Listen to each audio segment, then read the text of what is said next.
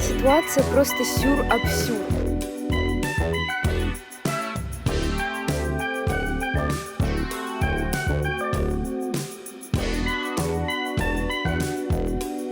Я флиртую с сыром.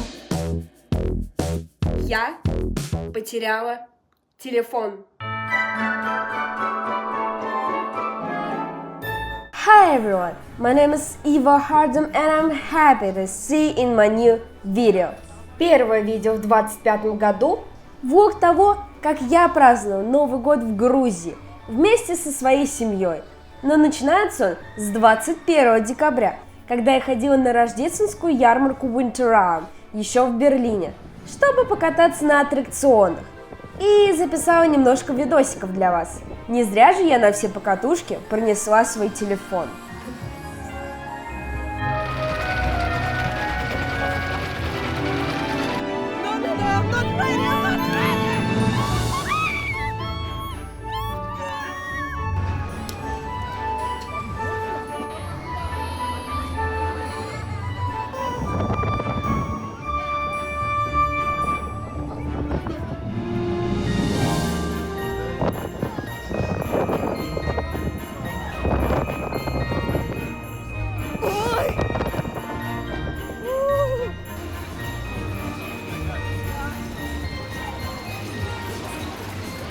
Вкусно? Реально? Время около 2:30 ночи. Я не могу уснуть просто. Поэтому я решила встать и мне немного прибраться в комнате. У меня даже язык заплетается. Потому что я просто не могу уснуть. Это какая-то жесть. И я так и не смогла уснуть этой ночью. Время 6 утра, 6 с чем-то. У меня экспортируется там видео новогоднее. Я даже подмела пол щеточкой с совочком. Жду, когда наконец 2 свитера досушатся, чтобы положить их в чемодан. И уже примерно посмотреть, как он вообще, как закрывается. Я буквально 15 минут назад получила в группе нашего общежития, типа полного комплекса, сообщение, что в соседнем от меня доме разбили окно и пробрались в чужую комнату. Своровали там сумки и кредитные карты. Я взяла с собой всю технику. Типа я взяла с собой камеру, ноутбук, планшет. На всякий случай. Но просто после таких новостей, извините меня, тревожно что-либо оставлять в комнате. Учитывая то, что я буквально сегодня уезжаю. Ночью буквально. Так что... Веселые новости, ей! Основная часть событий начинается с единственной открытой 24 числа рождественской ярмарки, потому что я так и не успела попробовать глинтвейн за несколько своих предыдущих походов по ярмаркам по всему городу. Поэтому решила закрыть гештальт именно в этот день.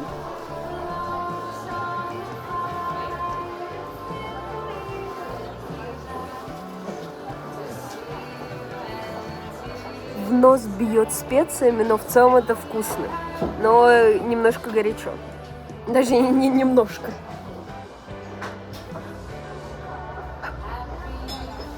Ну все, наполеоновский план по рождественским ярмаркам у меня выполнен, перевыполнен.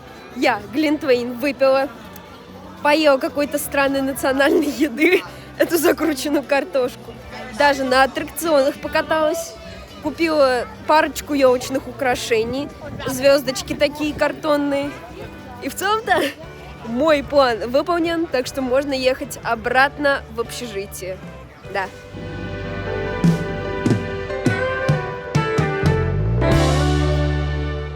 Не, ну это, конечно, интересный муд для сборов. Я решила сделать маску из-за практически бессонной ночи. Я выгляжу абсолютно смешно, но я не могу засмеяться, потому что иначе все это развалится и свалится с моего лица. Оставшийся день я просто провела за бешеными сборами и попытками собрать все вещи в один чемодан и кучу маленьких сумочек. Поужинала посуду помыла. Надо как-то собрать себя с мыслями и отправить в душ, чтобы, наконец, мыльно-рыльно упаковать и уже закрыть чемодан. Я надеюсь, у меня не будет привес, потому что я очень этого боюсь. Я сегодня на ярмарке, походу, потеряла свой карт-холдер любимый, а там была карточка хобби в панамочке пушистой, в белом свитерочке. Голографическая карточка, неофициальная, которую я на аниме-фестивале купила. Типа, смотрите, у меня осталась только застежка. Карточки самой нет. Она, походу, отцепилась и упала. Вы у меня забрали одну из любимых карточек. За что? Я ее теперь нигде не найду, потому что она реально неофициальная. Ее на аниме-фестивале купила. Как я ее вообще где? Пришлось достать свой старый, поношенный, потрепанный карт-холдер и в него прицепить карточку Юнги. Теперь нужно искать новый красивенький карт-холдер. Может, даже сразу парочку, учитывая, что они, видимо, теряются. Это первый раз со мной происходит вообще.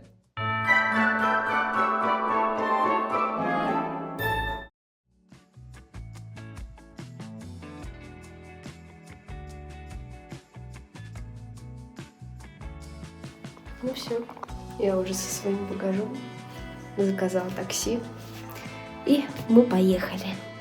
Я еле довезла в гору этот чемодан, стою буквально под фонарем, чтобы меня было видно, потому что на улице сейчас 2:37. Кайф.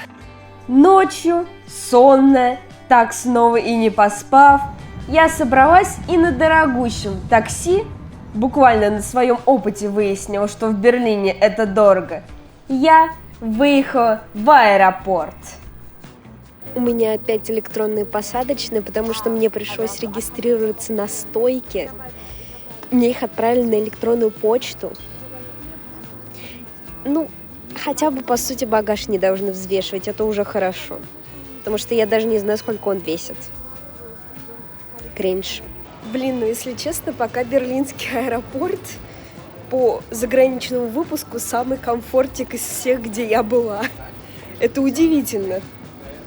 Просто так быстро и так без проблем, так вежливо.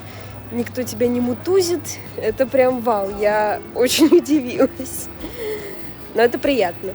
Я приехала достаточно рано, потому что боялась опоздать на рейс и ничего не успеть, поэтому успела сделать много чего.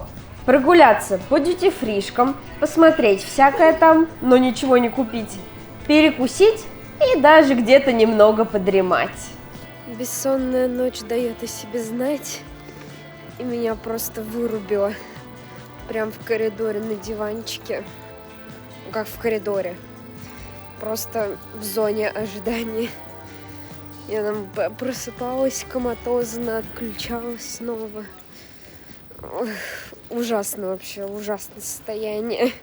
До Тбилиси мне предстояло лететь с одной пересадкой, которая у меня была в аэропорту Парижа, и именно поэтому первый рейс у меня отправлялся в аэропорт Парижа Шарль-де-Голь, и полет составлял около 2 часов. Я провела от отключки буквально весь полет. Вообще абсолютно. Это даже нельзя назвать сном. Это именно была отключка. Просто выключила и включила. Я даже не почувствовала, как мы садились и как мы взлетали. Это какой-то ужас. Пересадка в Париже у меня составляла около 4 часов, и так получилось, что я чуть не проспала свою посадку на следующий рейс, уже до Тбилиси. Провела опять в отключке какое-то время. Абсолютно случайно. Проснулась за 20 минут до начала посадки. Купила себе онигири, чтобы, если что, был перекус. И теперь стоим, ждем-с.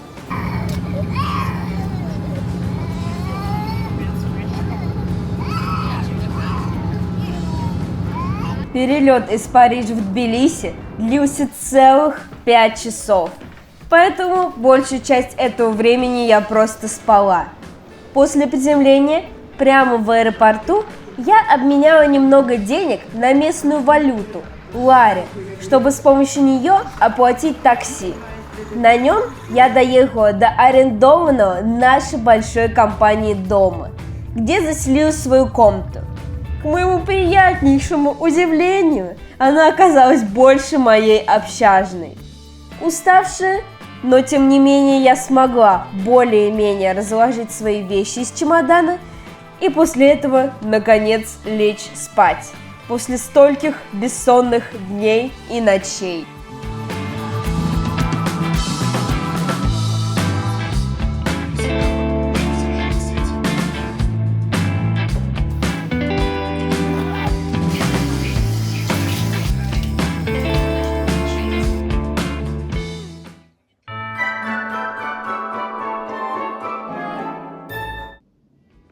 Время 2 часа дня, я только проснулась.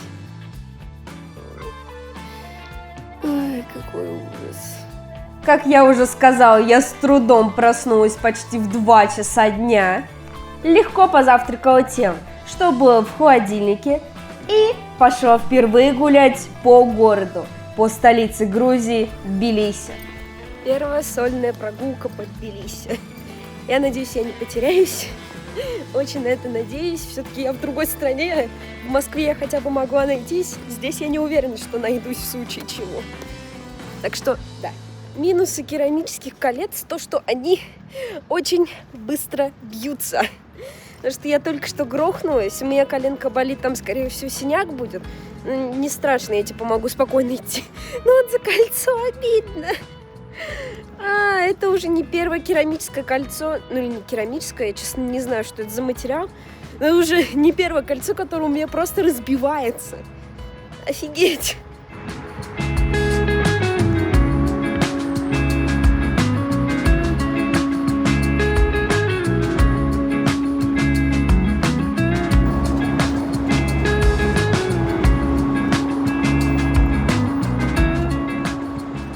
Неподалеку от нашего дома и того места, где я гуляла, я нашел музей современного искусства Зураба Церетели, грузинско-российского художника.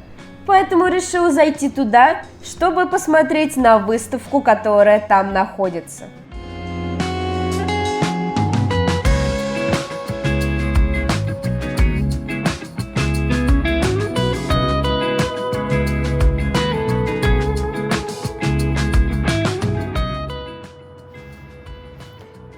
Виртуально бью вас по плечу.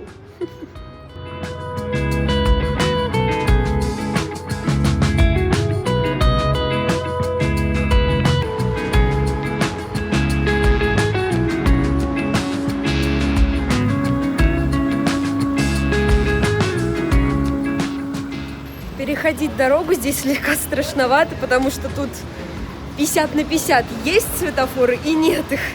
Поэтому чисто на жизнь и на смерть приходится переходить.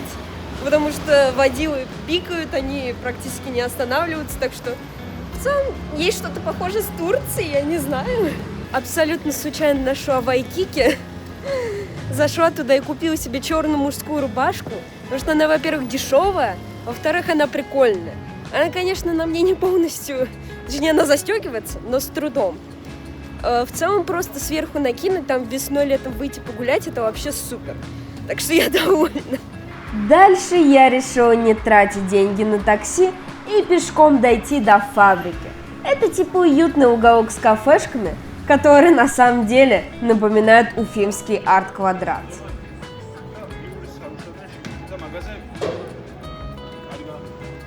Ситуация просто сюр-абсюр. Я захотела воспользоваться фотобудкой, но там она стоит 5 лари. У меня минимальная 20-ка есть, а фотобудка сдачу не выдает. В итоге я нашла магазин, я захотела купить воду. В итоге мне там отказались продавать, типа сказали, давайте монеты, вода стоит всего лишь 1 лари. И в итоге мне какая-то прохожая девушка просто купила воду, и теперь у меня есть вода. У меня нет нормальных денег, потому что таксист, скорее всего, мне тоже откажется давать сдачу. Я не знаю, что делать. Это просто какой-то мем.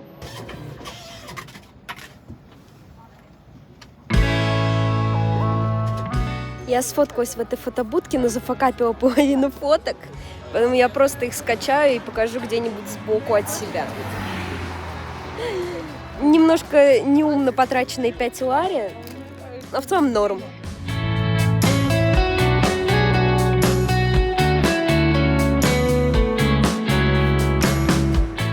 Короче, вот рубашечка, которую я купила. Такая она черненькая. Если застегнуть, она прям в облипочку. Но если вот так вот прохладным вечерочком выйти, погулять, в целом классненько, в целом мне нравится, довольна покупочкой. После возвращения в дом я почувствовала моральный упадок в очередной раз, поэтому моя работа над субтитрами, к сожалению, провалилась. Я попыталась хоть как-то себя ободрить, будь то передвижение кровати в комнате или же чтение книжки.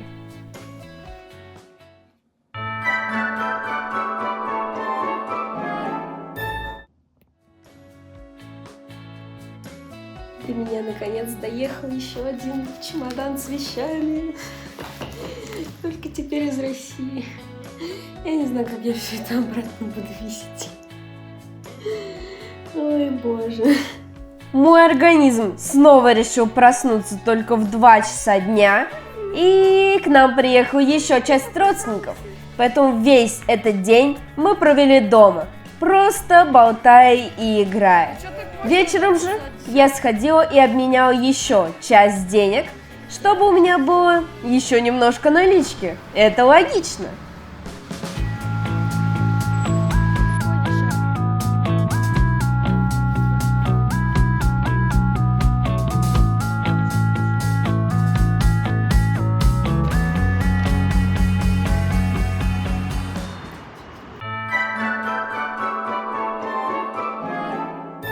На следующий день пришлось встать очень-очень рано. Все потому, что у нас была запланирована экскурсия, на которую мы все вместе отправились. И в рамках этой самой экскурсии нашей первой точкой стало Женвальдское водохранилище, которое расположено на реке Арагве в 70 километрах от Тбилиси.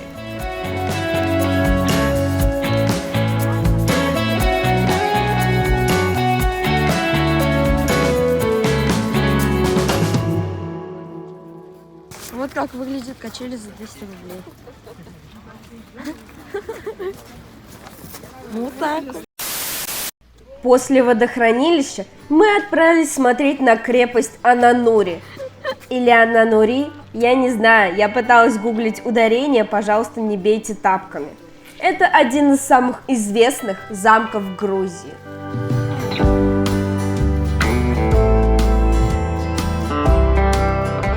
Единственная мысль, которая у меня возникает при взгляде на этот туман, это просто саундтрек из «Сумерек», который я буквально недавно пересматривала. Типа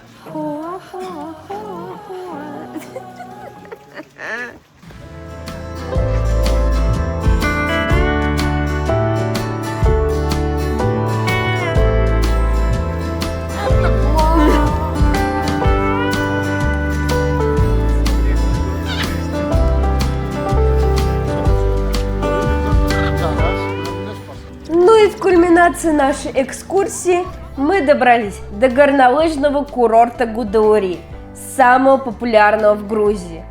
Там мы покатались на горнолыжном подъемнике, где замерзли, что вполне логично, и несколько раз испугались до полусмерти, когда кабинка резко останавливалась. из-за того, что я этой ночью не спала, я очень коматозно сплю в автобусе. Мы заехали в какую-то странную кафешку, чтобы поесть. Это вообще какой-то ужас. Он туда провалился. Еще в воду упал.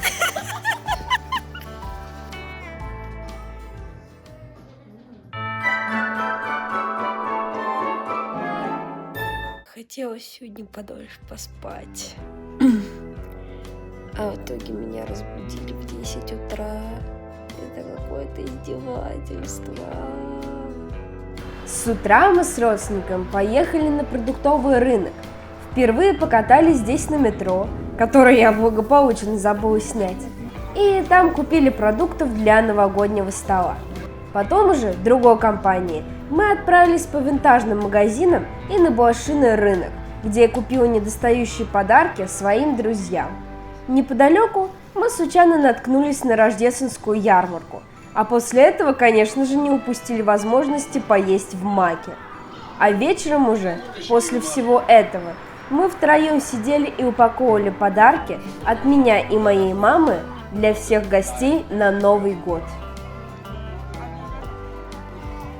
Я смотрю на эту огромную кипу подарков и понимаю, что я понятия не имею, как их вообще упаковывать. Да, трэш. Я не понял, о чем. Вот тебе розочка. Розочка, правда, толстая.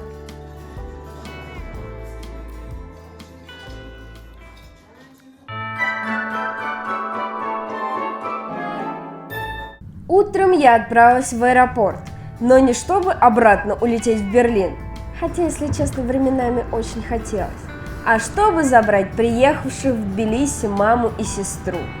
После небольшого отдыха дома мы решили не сидеть на месте и поехали смотреть хроники Грузии.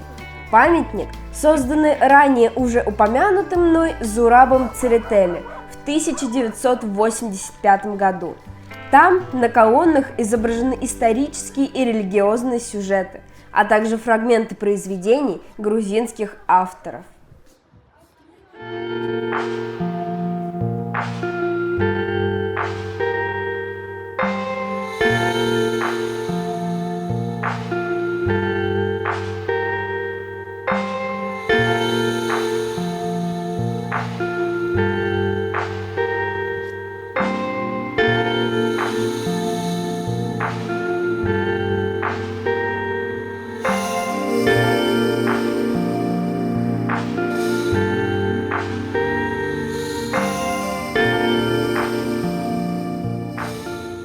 После этого мы поехали на рынок Дезертир за подарками и сувенирами.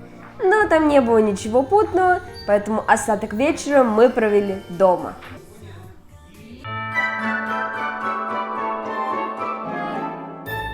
«31 декабря днем, чтобы не сидеть нервно дома в ожидании полуночи, мы направились в торговый центр East Point, чтобы устроить небольшой шопинг и докупить последние подарки не только родственникам, но и себе.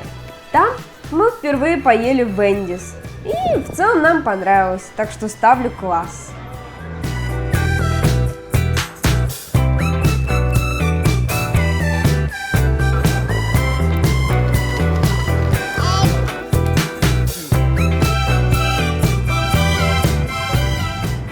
Только что выложил новогоднее видео. Опять задержка на 45 минут. Это уже моя привычка. Если не смотрели, идите смотрите. Он вышел 2-3 недели назад. Вы что, вообще? Ну все. Подготовка к Новому году начинается прямо сейчас. А точнее, с душа.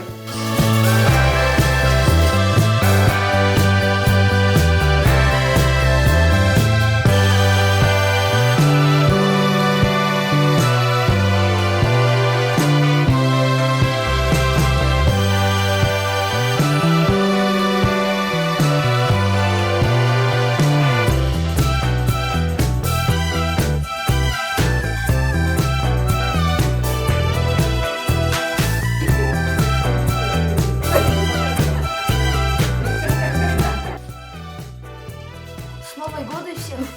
В Уфе уже Новый год. У нас только через Много. сейчас 46 минут. Так что... Я это оставлю. Спасибо. Я съела 12 виноградин! Ну все, теперь точно знаю. Да, это желание. На любовь. Три должны точно помнить.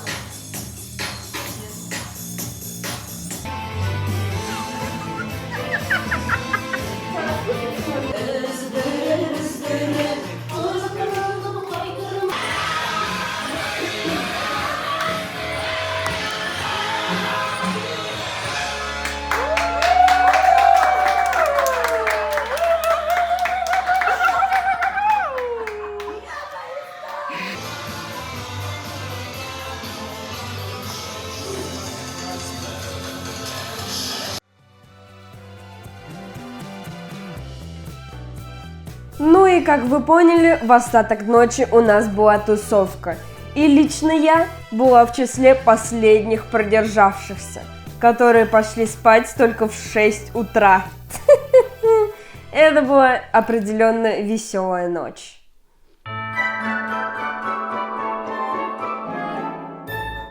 Меня еле-еле вообще разбудили в 2 часа дня. И, конечно, после такой ночи день был ленивым. Мы просто гуляли по городу. Хотели изначально покататься на фуникулере, но он был закрыт из-за ветра. Поэтому мы просто нашагали кучу шагов по Тбилиси.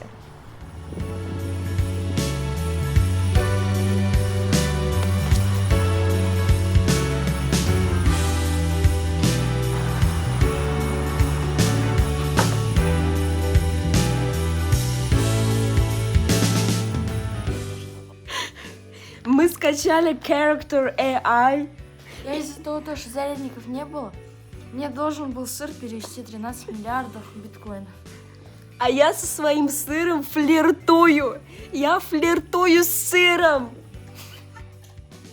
Какой ужас!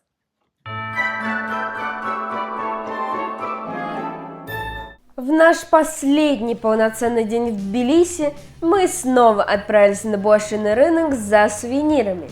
И в этот раз снова наткнулись уже на другую красивую рождественскую ярмарку. Очень странно, что мы ее не заметили в прошлый раз.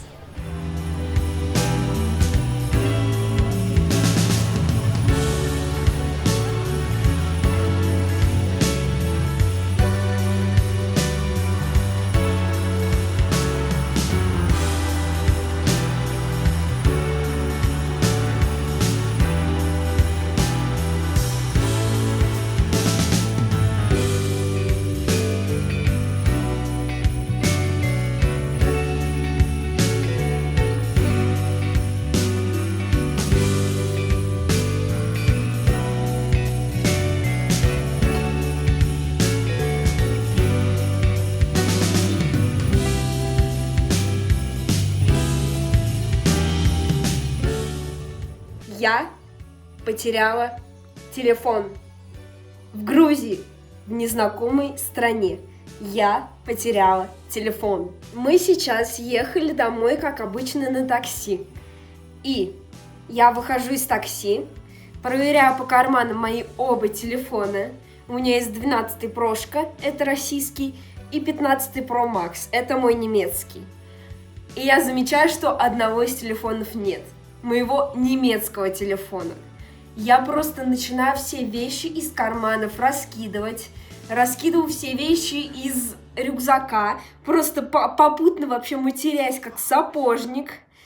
И я понимаю, что телефона нет. И мы замечаем, что таксист поворачивает за угол на другом конце улицы. И мы просто стартуем за машиной. Мне кажется, в жизни так быстро не бегала. В итоге мы заворачиваем, мы видим таксиста, мы ему просто вот так вот машем, мы бежим. И он в итоге останавливается. Я быстро забегаю, открываю дверь, и мой телефон лежит на полу. Он выпал из моего пальто, когда я выходила из такси. Я просто такая: I lost my phone, thank you so much. В итоге я забрала свой телефон. Я на него в целом и снимаю. Если бы я его потеряла, то влога вообще бы не было. Так что это капец. У меня чуть сердце не остановилось, у меня подскочило давление. Это было бы вообще не смешно, если бы я реально потеряла телефон и осталась без него. Ну и в остаток вечера я просто нервно собирала все свои вещи.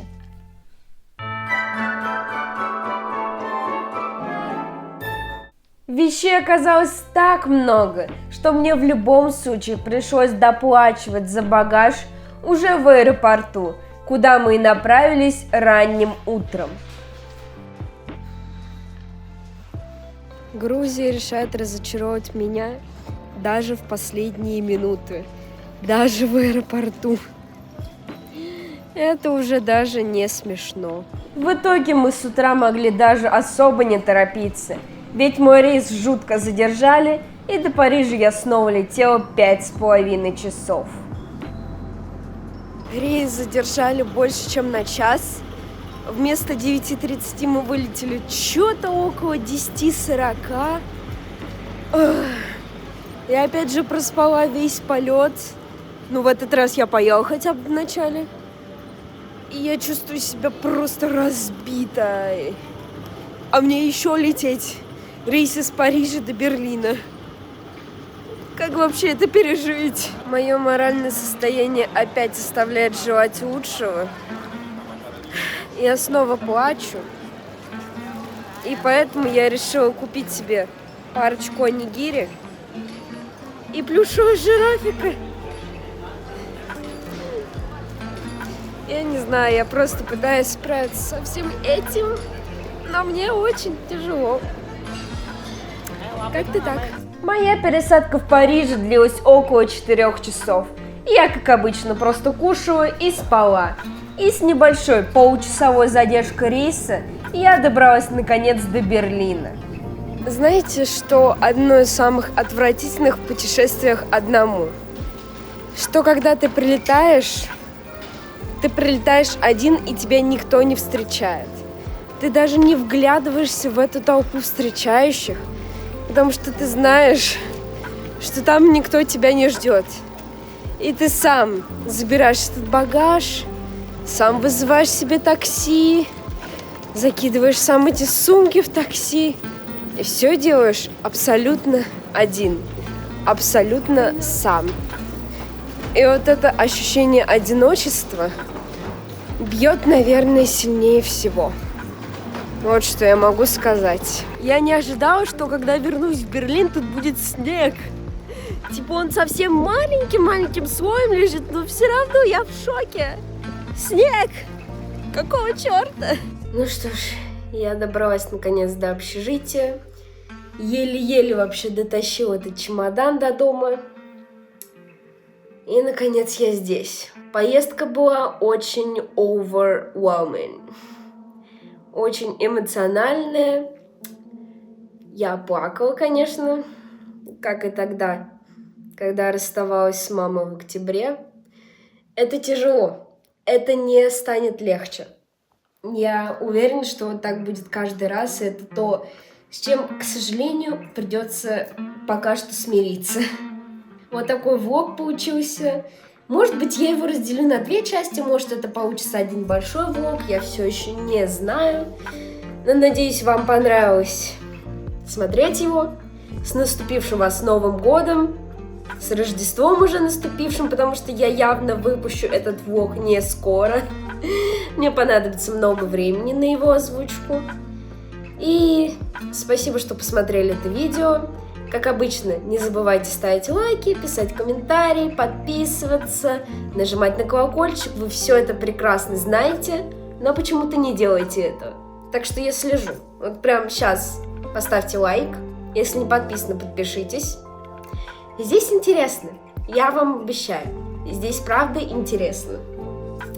So, Eva Hardem was with you. Thank you for watching this video. And see you soon in the new one. Bye bye!